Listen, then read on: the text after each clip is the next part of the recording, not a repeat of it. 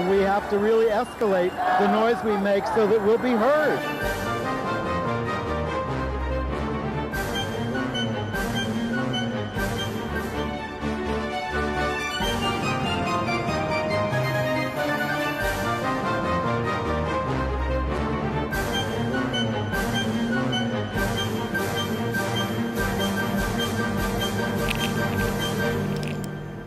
Welcome to Gay USA. I'm Andy Hum. I'm Ann Northrup. And this week we'll start our show by paying tribute to Nelson Mandela. But then we have a ton of news, so we may talk a little faster to race through everything. For instance, the Supreme Court of India has reinstated the anti-sodomy laws that were overturned by a lower court in 2009. Things are not good in India. And not good in Pennsylvania, where another gay teacher at a Catholic school was fired for getting married to a same-sex partner. And in Colorado, a little better news, although I will discuss it. A baker lost his fight not to make a wedding cake for a gay couple. Only one state is still resisting registration of members of their National Guard for same-sex spousal benefits. Can you guess which it is? They're falling like dominoes. A federal court in Utah heard the challenge to the state's ban on same-sex marriage. Elton John took Ann's advice at his Moscow concert and spoke out against the Russian anti-gay laws as President Putin cracks down on press freedoms and sets up cages for protesters at the Sochi Olympics. But we will show you Elton John's statement from the stage. The International Olympic Committee is threatening athletes about making any political statements in Sochi. They're not allowed to make religious statements either. Do you think they'll be removing their crosses? Yeah, I wonder. Our UN Ambassador Samantha Power spoke out for LGBT rights at a UN forum this week. And in Australia, gay couples started to get married in what may be a brief window of opportunity. Korea's High Court has slammed the restrictive rating that was given to a gay-themed film. Bad news on AIDS. The Boston patients who got bone marrow transplants that we thought might kill the virus, even in the reservoirs, have had their virus rebound. Okay. And I'm going to review No Man's Land with Ian McKellen and Patrick Stewart and the Gypsy of the Year competition for Broadway Cares Equity Fights AIDS, the 25th edition. But we start in South Africa, where the entire world showed up to mourn the passing of Nelson Mandela. What can we add to this? Personal hero of mine and many of you out there. But let's just talk about gay and AIDS issues, particularly because this was, under his administration, this was the first country in the world to put sexual orientation into the Constitution. Now, was he, a longtime gay rights supporter? Well, he did have a driver who was gay. When he was a young attorney and activist. Radical. Yeah. The driver was gay. The gay guy used to sit in the back seat sometimes, and Nelson would drive and act like he was the chauffeur so that they could move around the country and do surreptitious things. But, there's a movie about it. Proximity breeds intelligence, so we assume he picked up some intelligence there. And he was sort of talked into the idea that, look, if you're going to start this new country with this new constitution, equality for all, and he got that, and so it's written into the South African Constitution, honored perhaps more in the language than in real life. Although it did make South Africa the first country in Africa to do same-sex marriage because it was in the Constitution. Now, on AIDS, this was when he took power, AIDS was absolutely devastating South Africa. And he even said, I didn't pay enough attention to it. He did. He neglected to it because he said, I had so much on my plate. And indeed he did. I mean, my God, this transition, but millions of people died as a result.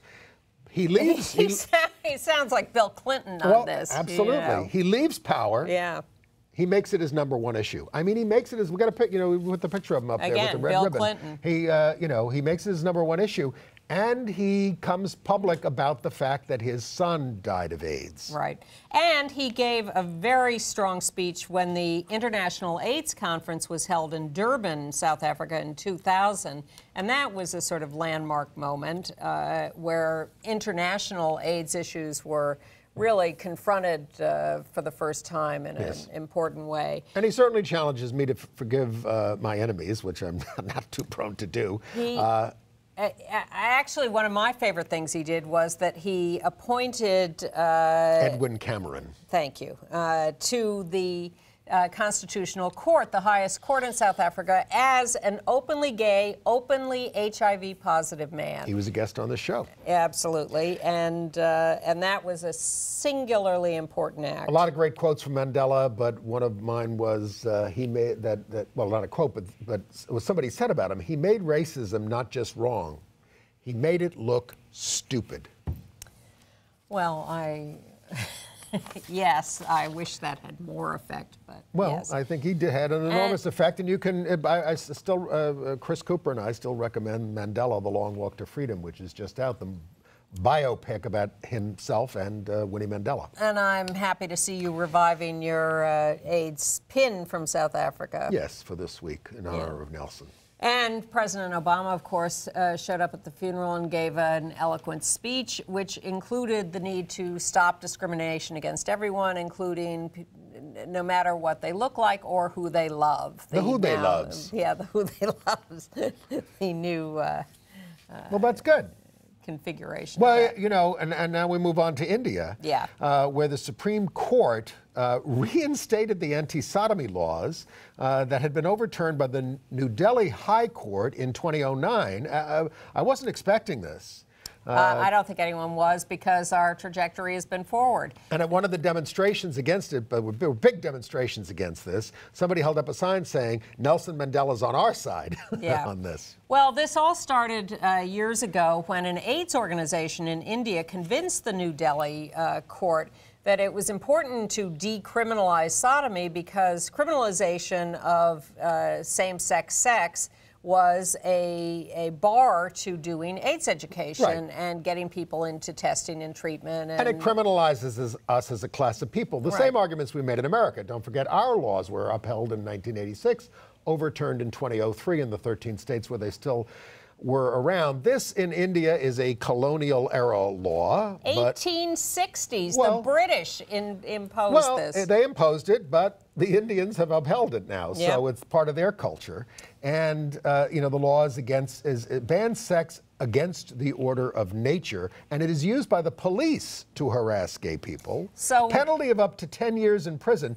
Rarely enforced, but still being enforced. Well, here's the thing about these laws, and it's what we just said, and it's what happens in Russia, and it happens all over the world. When you have these laws, you don't have to enforce them because they are such a depressant to behavior, and they sanction violence against the stigmatized, criminalized group. They keep people underground. They prevent people living free and equal lives. I'm against them. And I used to break them as often as I could.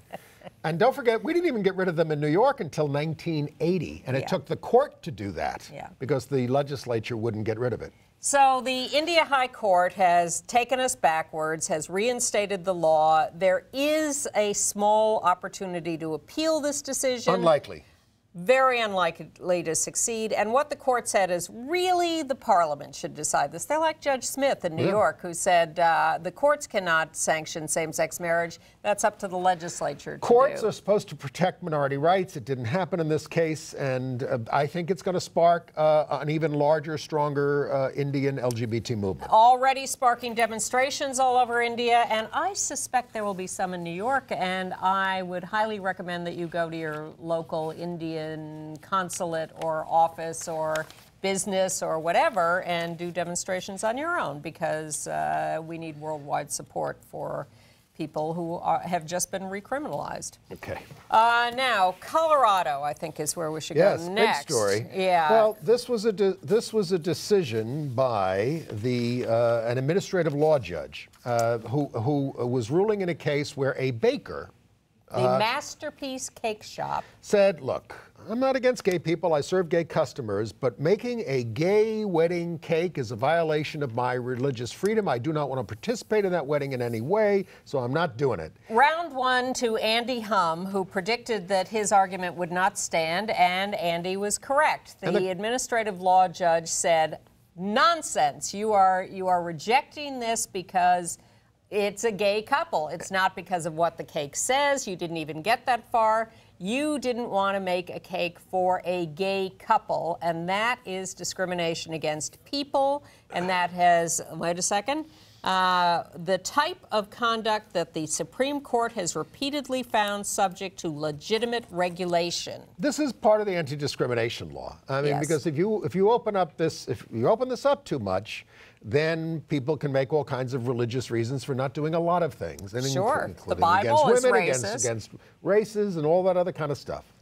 But there's one tiny loophole in this, because what the administrative law judge said is the reason this is different from refusing to make a Nazi cake or a Ku Klux Klan cake is those are particular speech events that you are allowed to disapprove of. And you didn't get to speech in this cake. Right. And I wonder whether, in fact, this leaves an opening for someone, for a higher court, for instance, to say, well, you know, they are still allowed to discriminate if they don't like, you know, congratulations, Sam and Jack written Right. on the top of the cake. Or putting two men on top of the cake. Exactly. Yeah. So that's where it's still not entirely resolved. Right. But I'm certainly happy with this decision. I think that's a great thing. Okay. All right. Now, let's see, where will we go? Congratulations to Edie Windsor, who came in third in the Time Magazine Person of the Year running. It's all a promo for Time Magazine. It's ridiculous. Which barely exists. To make the Pope the Person of the Year is like making Santa Claus. I mean, you know, I mean, my feelings about the Pope. A lot of gay people think, oh God, he's taking a nicer tone. That's true. But he hasn't changed anything, folks. Yeah. So he's somebody who still condemns our love, and he won't let women be priests. So he hasn't really changed anything other than tone. And he's upholding the patriarchy. Let's express some sympathy for Taj Patterson, 22 years old, a young New York man who was set upon by what he described as a large group of a dozen Hasidic men. A gang in shouting anti-gay Williamsburg. slurs. It was 4:30 in the morning. It was in December 1st, and they were saying things to him. He says, like, stay down, faggot. He suffered a broken eye socket, torn retina, blood clotting, and cuts and bruises to his knees and ankles. They are investigating it as a hate crime. Yes, because he is a gay man, a fashion student, and they were attacking him with anti-gay slurs. Very sad story. Now, we told you about the death in police custody of Samuel C., the Yale professor, who was in a domestic dispute on November 23rd, and he died in custody. This week, 60 people demonstrated, saying a death in jail is a political death, and they're demanding an independent investigation into that case. Not as violent, but also disturbing. What's his name? Brian Stewart is a student at Morgan State University in Maryland. They have a picture of him. We had told you that he was rejected by the Kappa Alpha Psi fraternity because he's gay, and he had uncovered a lot of emails as he was applying for the fraternity that proved they were gay bashing and rejecting him. He's a former White House intern, by the way. Well, Morgan State has now put the fraternity on probation for 2 years for sexual orientation discrimination, and has held a couple of campus-wide forums about homophobia that were very well attended. So at least that's good. We've told you about the fact that in Orange County, California, the Vietnamese Day Parade, the Tet Parade, keeps the Viet Rainbow LGBT group out. Well, the gay group is asking the city to deny the Vietnamese organizers a permit based on evidence that the city is helping stage the parade with their own funds and building the stage and all this kind of stuff. They generally are involved in that. Well, that makes it as state entanglement, and then the anti-discrimination laws should kick in. Yep.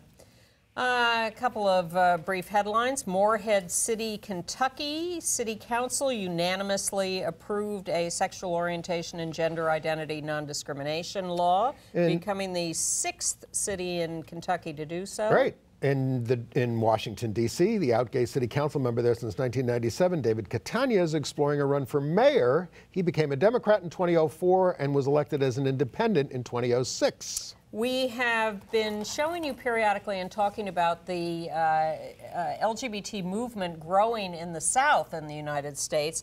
There is going to be a conference February 28th to March 1st in Asheville, North Carolina, LGBT in the South, Advocacy Within and Beyond the Law, which I think will be a terrific gathering of activists from all over the South. Right. If this is something that interests you, you can get more information about it by going to their website, lgbtinthesouth.com. It's enticing. Maybe we should go to that. Maybe we should. February 28th to March 1st. We would be outside agitators. I want to applaud a couple of our out gay representatives in Congress. Representative Mark Takano, Democrat of California, joined the fast by various activists and Congress members for immigration reform.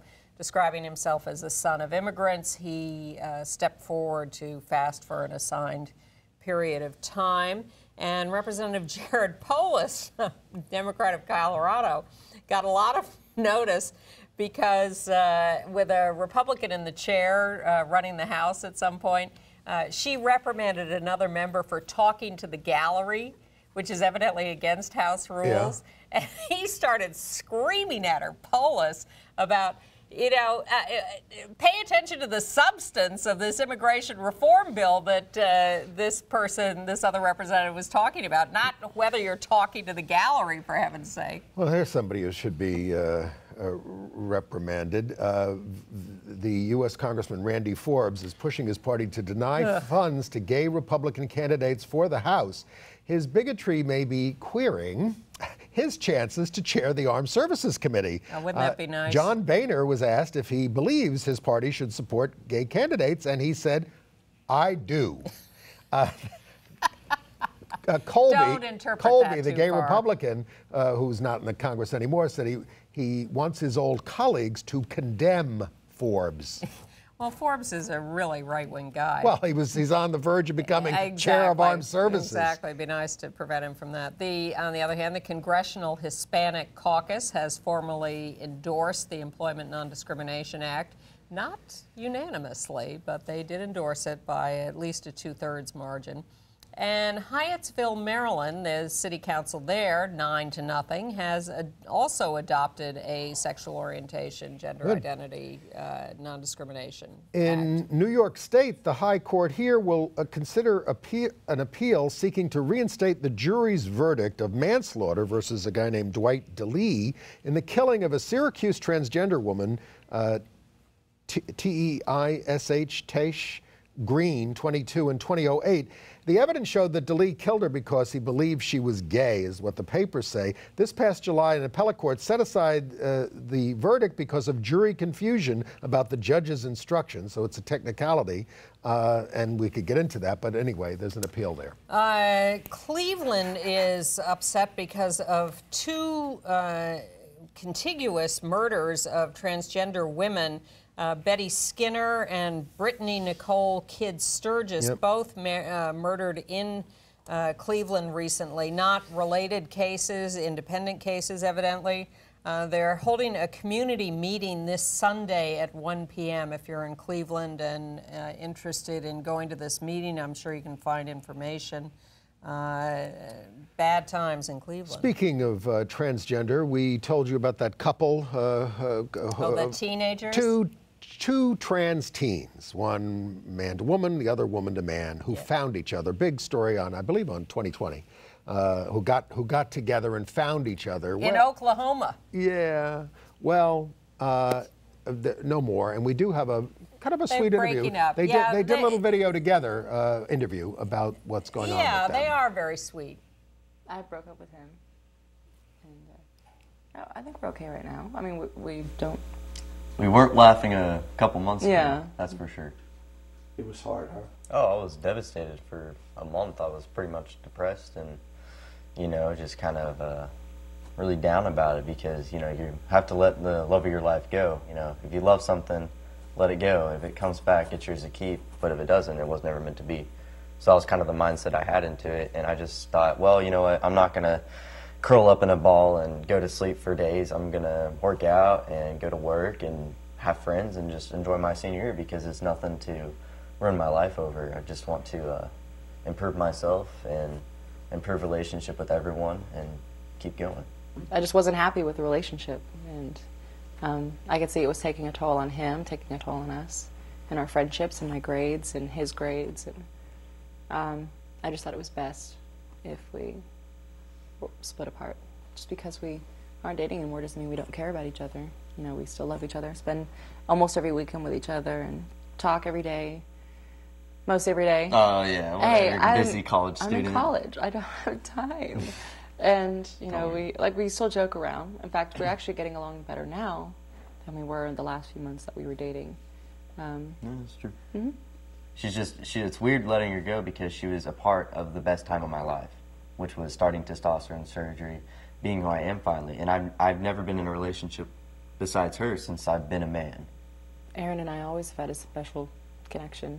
I was there for him, and he was there for me when I really needed him. I was done with my transition, but it was still nice knowing that I had someone by my side who understood me perfectly, and that I could be there for him through the hard times like no one was there for me. I mean, we had this special, unique bond that no one will ever be able to feel. And I feel like that's something that even, you know, we both can still agree on that. You know, no one will be able to be what we were for each other. And I think that's really special, and it goes beyond anything, and nothing can really break that. Whether that be us friends or us married one day. It's just how it is, a special bond that we had. Very sweet. I'm Very still intelligent. I'm still friends with most of my exes. I'd hardly have any friends if it weren't for that. In Illinois, a prisoner who is a mental patient was the first Illinois prisoner to get state help in transitioning. Yes. While in detention. Mia Kobe Burks, 37, in a mental health facility. Yeah. And in California, Napa Valley College is the first to go along with the new California law and survey all its students voluntarily on their sexual orientation or gender identity in order to program courses, etc. Let's call on the Holy Ghost here in Pennsylvania, Holy Ghost High School. There's a gay teacher there in Bensalem is the name of the town, who's been teaching there for 12 years. It's an all-boys Catholic school. He's been out. Everybody knows his partner. He's been to the headmaster's house with his partner. Everybody knows. So he decides to get married, Michael Griffin, and he was told, now you're in violation of your contract. You know, he's an alumnus of the school. You must uphold lifestyles compatible with the moral teaching of the Roman Catholic Church. Now, here's, of course, the very obvious hypocrisy. The school has known for 12 years that the guy is gay, he's living with his partner, they are presumably breaking the Catholic law, although I guess they didn't ask for evidence. They might have been saving themselves for marriage. But when they then go ahead and apply for a marriage license, somehow that crosses the line. This is insane. Come on, and you're making the Pope the man of the year? How is he now? The Pope should read about this and say, cut it out. If he really cared. Who am I to judge? Who are we to judge? Right, and you don't know if they're having sex, and it's none of your business. Well, then that may be why they waited until they got the marriage license, because that's what made it official. I'm just saying. All right. I know you've been waiting to hear this. It's Georgia that has now caved to the Defense Department on allowing same-sex couples in the military to apply for benefits equally. Here's what they did. They put some state employees on temporary federal status. Do you think that got them a raise? To keep on the religious theme, that's what we would call Jesuitical. Look it up. And I suspect that many of you can guess what state is the one remaining state that is not knuckled under yet. Mississippi. Yes, sir. I assume, given the recent track record... Thank God for Mississippi. Are they still the number 50 on the totem pole with education? A lot of things. Yeah, well, I'm sure they'll join the fold at any moment, and military members stationed in Mississippi can get equal benefits too, but not yet. In San Francisco, our friend Michael Petrelis, a very, very obstreperous gay and AIDS activist, to his credit, has thrown his hat in the ring for San Francisco's supervisor from District 8, and that includes the Castro, and he's running on issues of transparency, public spaces, and HIV/AIDS. And back to the military for a moment. In history, the Wall Street Journal has a multi-part series this week talking about how people were lobotomized by the U.S. coming out of World War II, people with post-traumatic stress or who seemed to have some mental problems, and that was the solution, lobotomize them. So one of the mental problems that they labeled was homosexuality. It was a mental problem, and I'm 60 years old, and I have a friend my age who was lobotomized in the mid-60s in Kings County Hospital in Brooklyn as a teenager because he was homosexual. A lot of gay people... And he became a movement activist. Well, a lot of gay people were sent to mental hospitals for years and years and years. Probably some still are, in an attempt to treat them. Speaking of cutting things out, there's a new autobiography of Morrissey of the Smiths, and the U.S. version of the book downplays his relationship with photographer Jake Owen Walters. The UK version didn't explicitly say they were lovers, but the fondness for these two between each other was quite clear. He's been asked before what he is, and he says, "I'm a humasexual." Not a human sexual, a humasexual. Like, I'm attracted to humans, but of course, he says, not many. It's like it's like Peter Allen, who described himself as pansexual. Or Merv Griffin, who said, I'm trisexual. I'll try anything. He's not the only one who said that. In Philadelphia, they are celebrating the opening officially of the LGBT friendly, because you can't segregate. Right. Senior affordable apartments. They have taken in their first couple of residents, and they are accepting applications from others. So if you want to be in an LGBT-friendly retirement home in Philadelphia, get on the list. This is the time. Okay, so marriage. And a court in New Jersey says that a Continental flight attendant can sue for sexual orientation on discrimination. He says he was wearing a sort of military haircut, and the airline, because he's gay, made him cut it and claimed it was a mohawk and extreme. And he says he had a hostile workplace, and this is all inappropriate. Right. So he's allowed to sue. In marriage news, first of all, in New Jersey, they've had marriage legal there for 47 days, and there have been 700 same-sex weddings. And now the legislature is, by the way, talking about codifying the law. Not just dealing with the court decision, but actually passing the law. The question is, what is Chris Christie going to do then?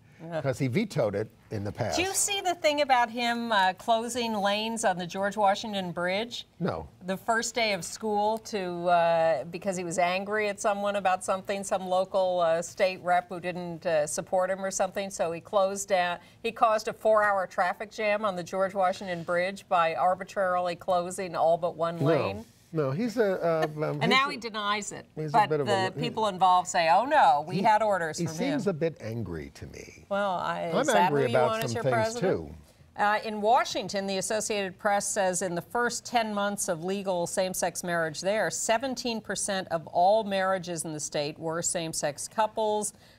7,000 same-sex marriages in the first 10 months, and 2/3 of them just about were female. The National Organization for Marriage, which works against same-sex marriage, is being looked at for taking $4 million into its charitable arm, tax-deductible, and funneling the money to its political arm. This would disallow the tax deduction for the 6 donors who gave all this money. That's where they get it. Yep. Papers have been filed. We don't know if the IRS is going to investigate. And in Chattanooga, Tennessee, the right wing has succeeded in gathering enough signatures to challenge the city employees' benefits law for same-sex partners. The city council now must either repeal the law or send it to the voters for decision. In Utah, they heard the same-sex marriage case there. It's being the law against it's being challenged, and the judge hopes to rule by early January. A lot of the arguments centered on procreation. The defenders of the law said they didn't know what the effects on heterosexual marriage will be. And the judge asked if they would require fertilization tests for marriage licenses or if postmenopausal women could marry. But the judge also called our side's 14th Amendment arguments simplistic. Oh, please. Unlike Chattanooga, in Douglas County, Nebraska, which is Omaha, the county is giving county employees all the benefits for spouses if same-sex couples are legally married elsewhere. So the county that includes Omaha has decided to recognize same-sex marriages from elsewhere, even though Nebraska does not recognize. Nebraska's a funny state. They split up their electoral votes, too. Yeah, that's true. California's looking to do that, too, by the way, so that they can finally elect a Republican president in this country. And the Department of Defense has decided now to give equal benefits to same-sex spouses of military members stationed in Korea. This is the forces agreements that they have around the world, and they were preventing people from getting these benefits because they said Korea does not recognize same-sex marriages. Well, the Defense Department has now realized that, like U.S. imperialism everywhere, our bases are entities unto themselves, and we can do whatever we want. Well, you know, my conservative brother said, you know, this same-sex marriage thing is going to make a mess, and it's true, but we're cleaning it up. Well, we're cleaning it up in New York City, where Lambda Legal Defense has made a landlord follow the law and add Dava Weinstein's wife, Dorothy Calvani, to her rent-stabilized lease. That's the law. Yeah, the landlord tried to say, New York State doesn't recognize your Iowa marriage. Well, of course it does. That would be ridiculous. Oh, my God. And by the way, if you want to be a gay Santa for New York City's LGBT homeless kids, New Alternatives is still looking for help at their holiday party and help for their kids. You can email Kate at newalternativesnyc.org if you want to find out what that's all about. Okay. All right. Let's go to Russia. Let's not. Well, the big news is that President Vladimir Putin has, get this, abolished the state-owned news agency, which is RIA Novosti. Now, you know, you may think, oh, it's state-owned, it's terrible. They actually did cover these stories that we're dealing with. They did a great job, and they saw themselves as an independent news agency. And when we started doing Queer Nation actions, like pouring vodka in front of the Russian consulate, they were there, they wrote a great story, and we said, who are you? You're doing great stuff. We love what you're doing. Plus, they would, when they wrote these stories, they would have to put at the top of the story, this may violate this law we got here against gay propaganda. No, what they said was, not for anyone under 18. Whatever, basically. So they wouldn't violate the law. Anyway, so they're gone. So done. He's also closed the Voice of Russia radio, all by his own decree. Yeah. And fascinating. Here's what they said: Russia pursues an independent policy and robustly defends its national interests. It's not easy to explain that to the world. So RIA has RIA's gone. So anyway. They've replaced the whole operation with this guy Kiselev, who was the one who said gay hearts should be burned rather than used in transplants. He's a big anti-gay bigot. Why are we going to Russia for the Olympics? Right in front of our eyes, right in front of the whole world, as brazenly as possible. Now, wait a minute, Northrop. He's all fine. He said there was going to be no protests in Sochi, and now they're going to have a cage, just like they did in Boston at the Democratic National Convention, where you could go protest. Like they have in Times Square at New Year's Eve, where they pen everyone up. It is the fashion to put people in pens. Moo. But here's the thing. First of all, these pens are going to be in Sochi, not in the Olympic Village. Right. No protests in the Olympic Village, just on some dark. He sounds almost as bad as Bloomberg. Well, but here's the thing. Seriously, I don't believe that protesters are going to show up at Sochi. I think maybe Chechnyan terrorists are going to show up at Sochi. It's a trick. Don't go. But I don't believe there will be protesters. The point is free speech in the Olympic Village by athletes, their families, the press, spectators. And what the IOC is doing, the International Olympic Committee reminded us this week that they are about to remind the athletes that they have no free speech in the Olympic Village. They are not allowed to have any political discussions, any religious discussions. Now, they said the Rule 50 will be applied and interpreted sensibly and proportionately. Yeah. No demonstrations or political propaganda. We will decide this on a case-by-case basis. Well, speaking of warnings, Ian McKellen, who's here in New York doing a couple of shows, he was warned by the United Kingdom's Foreign Office not to go to Russia because of the laws there. He says, look, this is 2.5 hours from London, and he said in the land of Tchaikovsky, Diaghilev, Rudolf Nureyev, gay artists whose sexuality informed their work. Well, better not say that in Russia. Well, Elton John did go to Russia. We knew we weren't keeping him out of there, but we did put pressure on him to ask that he say something. Yeah, we don't hate him. We're just trying to get him to do the right thing. From the stage in Russia about the Russian laws and the violence against gay people. And to his credit, he did. We have a very sort of shaky cell phone video of it. Let's roll that and we'll explain when it's done. You took me to your hearts all these years ago, and you've always welcomed me with warmth and open arms every time I visited. You have always embraced me, and you have never judged me. So, I am deeply saddened and shocked over the current legislation that is now in place against the LGBT community here in Russia. In my opinion, it is inhumane and it is isolating.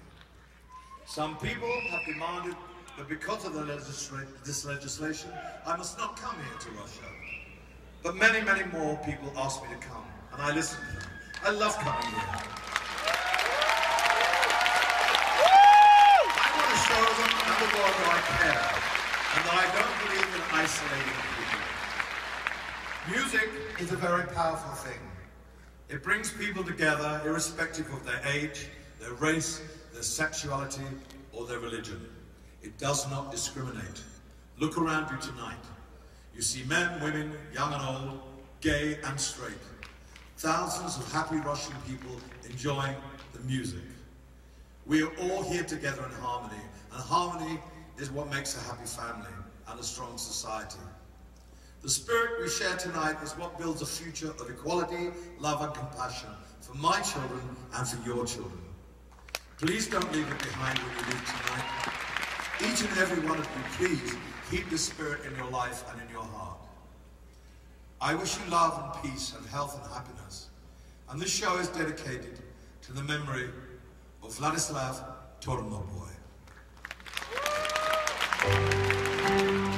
So Vladislav, to whom he dedicated the show, 23 years old, you may remember him as the one who was out with a couple of drinking buddies. This was a year or so ago, or maybe more recently than that, and in the course of conversation revealed to them that he was gay. They raped him with beer bottles, brutalized him, and mutilated him. Yes, and killed, murdered him. And murdered him. And then set him on fire after that. So horrible. Because he didn't explain who that was. Now, it's good that he did this. Of course, he didn't exactly turn to the audience and say, I'd like to take a poll on how you all feel about this. You know, he kind of said, you're all good people. I know you're good people. You know, and I'm glad he spoke out. But I'm glad he spoke out because it's because you know the Russian government is not shy about fining people who speak out. They don't care if he's Elton John; they're going to go after him. Yeah, you think they will? I don't know. They fined Lady Gaga, who said that she's sorry we're not boycotting Sochi, and she was described in the piece I read about that as openly bisexual. I guess she's pretty openly bisexual. Well, we're probably not going to get any out gay males at the Olympics unless an alternate gets in. Blake Skellerup, is that his name? Yeah. He's an speed skater. He promised to wear a rainbow pin at Sochi. He didn't qualify, but he's first alternate. All right, a number of headlines. Time magazine may have chosen the Pope as Man of the Year, but Grindr users chose Putin as the enemy of the LGBT community. I thought that was very intelligent of Grindr users. I have hope for the community when Grindr users are aware enough all this to at do that. Sochi for NBC is going to be covered now by David Remnick of The New Yorker. Now, this is, of course, the editor, I mean, you know, a supposed liberal who helped give us the Iraq War, by the way. He's a former Moscow correspondent. Look, David Remnick is intelligent and has some dedication to news coverage, as opposed to Thomas Roberts or Johnny Weir or any of the other NBC, or Matt Lauer or Brian Williams. But you're bringing up, you know, I have a bugaboo about the guy he has writing the gay column at The New Yorker, who's Richard Sakarides, who is a press flack. He doesn't have an independent person covering this stuff. David Remnick is going to Sochi as the person who is supposed to do serious news coverage. I'm upset that NBC is abdicating any responsibility for serious news coverage. You know, I know they bought the games and it's their sports division and entertainment people who are putting this on as an entertainment event. But if you are sending the news organizations that are the Today Show and Nightly News to participate in this and do coverage, and MSNBC for heaven's sake, then you better do news coverage, and they're not doing it. Full disclosure, we're going to be demonstrating against them, NBC, this week. Well, by the time you see this, we will have visited the Christmas parties of the Today Show and the NBC Nightly News. Now it can be told. With our rainbow banners and with some new banners that condemn NBC. They're not covering this. Well, here we have to give them 1% credit, because after we all went after Johnny Weir last week, thank you, Andy, and Johnny issued his apology. NBC issued a statement saying, "We're supportive of Johnny's apology for his choice of words last night in an emotional setting." Emotional setting. As we previously stated, NBC will cover all newsworthy issues as they are relevant to the games, including the LGBT law, except they didn't cover the announcement of the protest pens. They didn't cover the announcement by the German president that he's boycotting Sochi. And the European Union Justice Commissioner has also announced that she's not going. Didn't cover that. Haven't covered Rule 50 that the IOC is enforcing about no free speech. Who's representing the United States at the Sochi Olympics? Originally it was going to be Michelle. No. But no, I know that hasn't been announced. No, it was Michelle in London 2 years ago, and we haven't heard any announcement. The news story was that Michelle in London was announced 6 months ahead of time. And here we are 2 months from the games and no announcement. And we have to stop this because this is catching, because Latvia is looking to pass a Russian-style anti-propaganda of gays law. And Belarus this week announced it was forbidding 2 LGBT demonstrations. The activists said they're going to go ahead and do it anyway. Now, we told you last week that the comptroller of the state of New York wrote to all the Olympic sponsors saying you got to speak out more. So he got 2 responses back from the 10 big sponsors. One from Dow Chemical, which said we're very pro-gay, blah, blah, blah. We love gays. But we use them to assemble all our napalm bombs. But then he got a response back from the Swatch Group, makers of Omega, who took a different tack. First of all, they said, hey, we're not sponsors. We're the official timekeepers of the Olympics since 1932, which meant they did it at the Hitler Olympics in '36. How about bragging about that? Then they chastised the comptroller over U.S. policies about the NSA collecting all this data, which is threatening us. Touché. Threatening us, and if you're really concerned about whether we're going to be a company that's going to be able to compete in the world, you better stop that nonsense. They're stealing our secrets. Couldn't agree more. Meanwhile, what are you doing about the Olympics? Masha Gessen, who you saw on this show, Russian-American lesbian activist, says, watch out for after Sochi because Putin is really furious about all this world attention to this.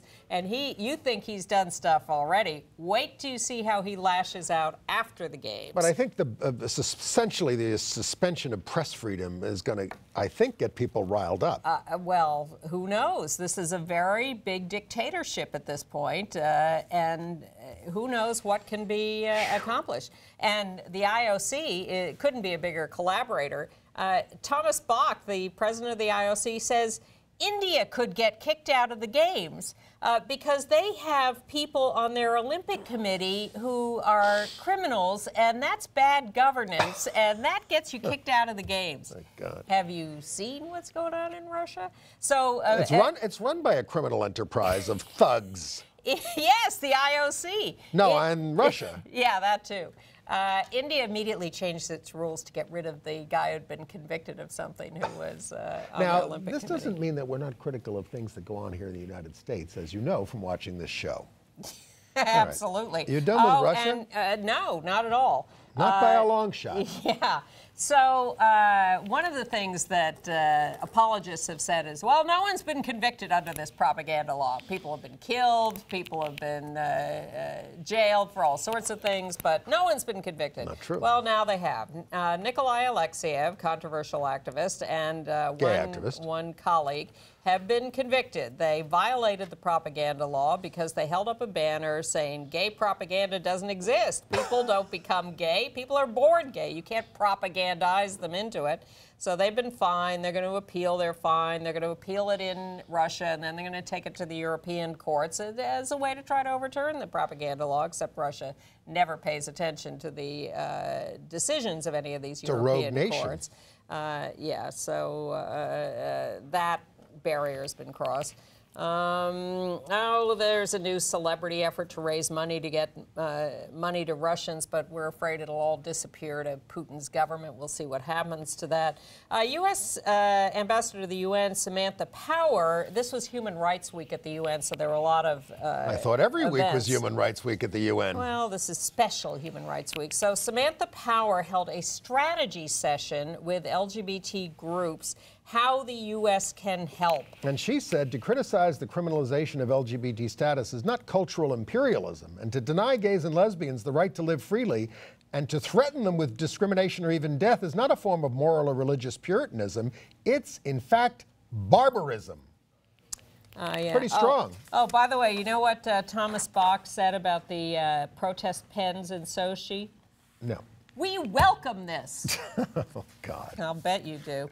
Oh, but don't let the athletes try to participate in the pens. Yeah. They'll take your medal away. Seriously. There is a new amnesty law in Russia which could mean that the Pussy Riot women are freed from jail and the Greenpeace protesters, but not right away. We'll see. Oh, and a footnote on Tom Daley, the young British swimmer who came out, Olympic medalist. You know, this is so poignant and typical, I think, of what happens. People are always forced to come out in isolation, no matter how much we're out there, no matter what's out in the world. He said about coming out, I didn't decide, you know, having feelings for men. I didn't know other people out there felt that way. I felt so alone. I felt like there was something wrong with me. Now, on the one hand, you want to say, really, in 2013? In the United Kingdom? Really? But maybe a statement about him, but I think he's not alone in feeling that, and right. I think that still is too often the case. So It Gets Better is starting a Russia-focused campaign to youth.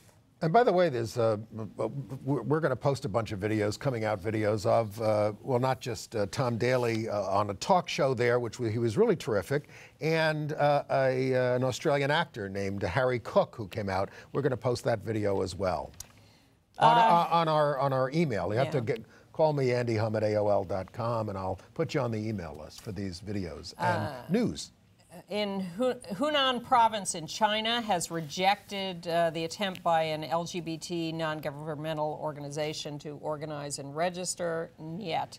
Yeah, in Korea, we have a still of this, a 2009 gay-themed film called Just Friends about a gay male couple in their 20s got a restrictive rating from the ratings agency, which limits its reach. So the film company appealed, and the Supreme Court of Korea overruled the ratings board, writing that considering homosexuality a hazard and thereby making restrictions imposes serious limitations on the human rights to pursue happiness, and other rights of sexual minorities. The director of this film, Kim Jo, made headlines for holding the first public gay wedding ceremony in Korea with his partner Kim Seong-hwan, who runs the gay film company Rainbow Factory. And the first same-sex weddings took place in Australia over the weekend. It's a slightly different form of marriage because it's territorial instead of federal. Well, it happened in the Capital Territory, where Canberra. Yes. It's Canberra. Yes. And so they had a 5-day window. That's the South Korean film. The South Korean film. You finally got to see them. Maybe they'll go to Australia to get married in the 5-day window. Well, we switched it up with the control room and went out of order with our stills. There is the first Australian wedding of Alan Wright and Joel Player. Congratulations to them. Some question about whether a court will overturn this marriage law. We'll see. Love will win.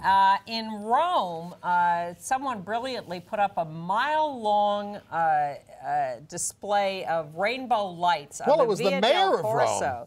Via del Corso with rainbow lights. It's the main shopping street. So it was put up as a gay-friendly display for Christmas. Well, because a gay teen had committed suicide, a very famous case over there. They wanted to respond to it. This is the way they did it. The right wing don't like it. Well, the right wing didn't like it, and so then they started calling it a tribute to Nelson Mandela and the Rainbow Nation.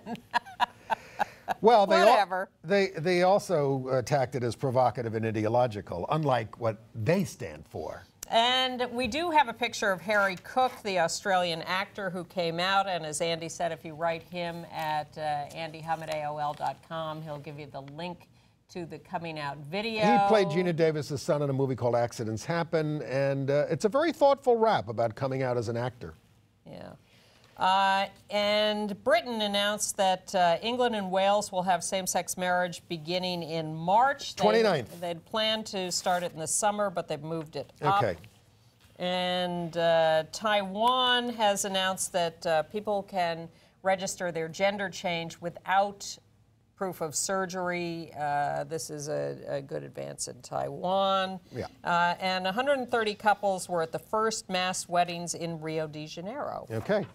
AIDS news. So, bad news on the bone marrow transplant front. Very sad. Now, you know about the Berlin patient, Timothy Brown, who... Considered cured. Well, because he got a transplant of bone marrow that had a special mutation that fights the virus. 1 out of 100 people born of Northern European ancestry have this factor, which means you can't get HIV. So they took the bone marrow from one of those people and gave it to him. So then they did a bone marrow transplant for 2 patients in Boston without that special mutation, but they seemed to be suppressing the virus. So everybody thought, oh, hallelujah, we can do this more commonly. Bone marrow transplants are still tough, but this is a big advance. We don't need the mutation. We can suppress the virus. Bad news, the virus has rebounded. Okay. They're both back on drugs. They're doing fine, but not working out as an answer. A former representative in Michigan, State Representative Dave Agema, who's an RNC member,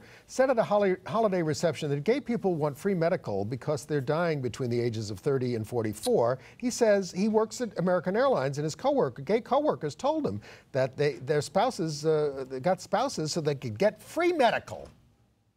Like heterosexual people never marry for financial reasons. It's just so horrible. An appeals court in upstate New York has reduced the charges against Terrence Williams, a man living with HIV who had unprotected sex without disclosing his HIV status, but he felt bad afterwards. He warned his partner and apologized. The partner did acquire HIV. But the original charges subjected him to 25 years in prison. That's been reduced. Right. He now faces no more than 1 year in jail. This criminalization, though, of HIV is very, very bad. Colin Powell has come out for universal health care. Why can't Obama? Yeah. And the New York Times had a big front page piece on young men of color and the threat of HIV and AIDS. You know, fine, but they're mixing up their pronouns for trans people, and it's a little stigmatizing. Hepatitis C is killing a lot more people, and Dr. Larry Mass reminds us that there is no big test to push gay men for it because we're not up there in the statistics, but we're not going to get into the statistics unless we get tested. And remember, folks, this is a disease that can lay low in your system for more than a decade before it harms you. And the FDA has just approved a new pill to make the treatment of Hep C less onerous, shorter in duration, and more effective. So there is treatment out there if you are diagnosed. And they had the 25th Gypsy of the Year, annual Gypsy of the Year for Broadway Cares Equity Fights AIDS raised $4.3 million. You know, even just a show like Kinky Boots raised $377,000 from the, from the stage there. It's a wonderful show and a wonderful group.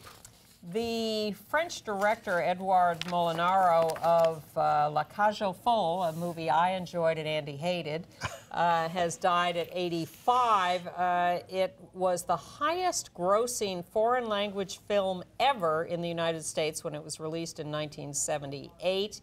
Mr. Molinaro said he wanted to make a comedy with gay characters because they had previously been represented only in dramas. Except for all the movies where they were made fun of as stereotypes, although you think this made fun of them as stereotypes. It ran for 19 months in New York when it came out. Well, speaking of stereotypes, and it was kind of charming, Ian McKellen gave out some of the awards at Gypsy of the Year, and he said, "Oh, dreams do come true," he said. One of the winners was Newsies, the boys from Newsies, so they come out and he gives each and every one of them a big kiss and a hug.